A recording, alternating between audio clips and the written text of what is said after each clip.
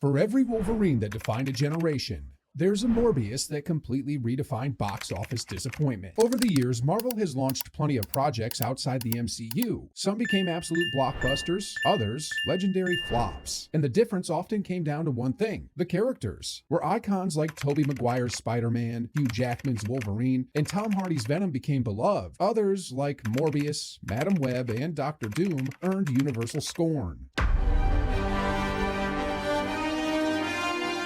So what makes some of these non-MCU characters immortal while others are instantly forgettable? Let's break it down. And before we dive in, don't forget to subscribe to Silver Screen Hero if you love Marvel and DC superhero deep dives. When you think OG Marvel superhero, one name instantly comes to mind: Wolverine. Hugh Jackman's Logan has been the face of Marvel's pre-MCU era for nearly 2 decades. From X-Men to Logan, his story evolved as his audience did. Darker, more introspective, and ultimately more human. Fans love Wolverine because he's not perfect, and that's what makes him relatable. He's brutal, cynical, haunted, but beneath the rage, there's always a wounded heart. In X-Men, he's a loner learning to care again. In the Wolverine, he's a survivor haunted by immortality. And in Logan, he becomes something rare in superhero cinema: a man seeking peace. Logan stripped away the spectacle and gave us raw humanity. It was less about claws and more about closure, a story of legacy, sacrifice, and redemption. Critics called it the superhero movie for grown-ups, and fans rewarded it with a 91% score on Rotten Tomatoes. As one fan perfectly said, Wolverine is awesome because you wouldn't want to be him. You can only admire him. His story is full of suffering, internal battles, and pain. He's not invulnerable, he just regenerates. Wolverine's humor also sets him apart. It's not flashy or witty. It's gruff, sarcastic, and grounded. His lines aren't punchlines, they're personality. When he calls Cyclops a Boy Scout or mutters, "Go f***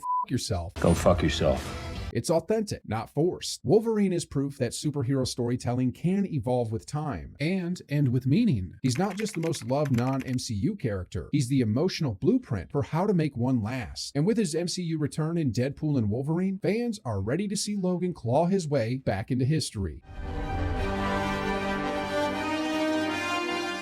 If you grew up in the 2000s, Tobey Maguire's Spider-Man was your hero. Before there were multiverses, crossover events, or billion-dollar guarantees, there was Sam Raimi's Spider-Man, the movie that made us believe an ordinary guy could wear the mask. Tobey's Peter Parker wasn't cool or confident. He was awkward, broke, and endlessly sincere. And that's why audiences connected with him. He wasn't trying to be a superhero. He was just trying to make rent, pass class, and keep his heart from breaking. As one fan perfectly said, he's geeky, awkward, and earnest. He captures that goofy yet sincere silliness of the Silver Age comics to a T. That's the magic of Tobey's Spider-Man. He was never about being cool. He was about being human. His struggles made his victories matter. And when Uncle Ben said, "With great power comes great responsibility," every line hit like scripture. Even after 20 years, Tobey's Spider-Man remains iconic. His cameo in No Way Home proved it. One brief smile, the theater erupted. He's not just a Spider-Man. He's the Spider-Man for an entire generation.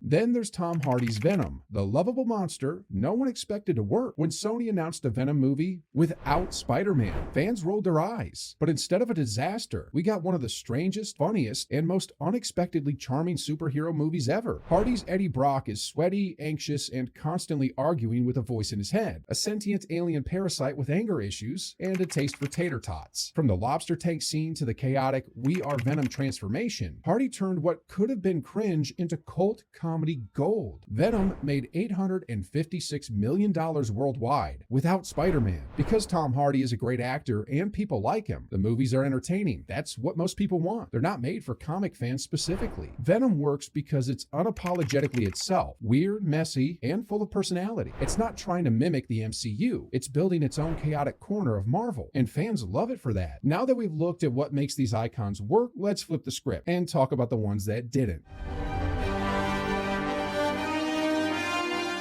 Remember, it's Morbin time? What was supposed to be Sony's next big anti-hero turned into one of Hollywood's biggest memes. After the success of Venom, fans were curious about Morbius, but what they got felt like a movie from 2005, not 2022. The visuals were bland, the tone confused, and Jared Leto's performance painfully stiff. Critics called it soulless, lifeless, and visually incoherent. It tanked, with a 15% Rotten Tomatoes score. Sony's aggressive marketing only made things worse. When memes flooded social media, The studio thought the internet loved the movie, so they re-released it, and it bombed again. The movie was aggressively marketed, even through delays. Add to that Leto's ego and the poor reviews, and the memes were a response to Sony's persistence in treating Morbius like the next big thing. Morbius became a masterclass in how not to make a superhero movie. It wasn't scary, funny, or emotional, just hollow. If Morbius was a misfire, Madame Web was an implosion. What could have been Sony's first female-led Spider-Verse film turned into a tangled web of dull dialogue, lazy direction, and zero spark. Even Dakota Johnson admitted she had no idea what kind of movie it was filming, which tells you everything you need to know. The story, Cassandra Webb gains the power to see the future, but instead of doing anything with it, she just narrates her visions for 2 hours. And when she's not explaining things, we get clunky action and awkward pacing. Unlike Morbius, which was accidentally funny, Madame Web isn't even entertainingly bad. It's aggressively boring, cinematic oatmeal.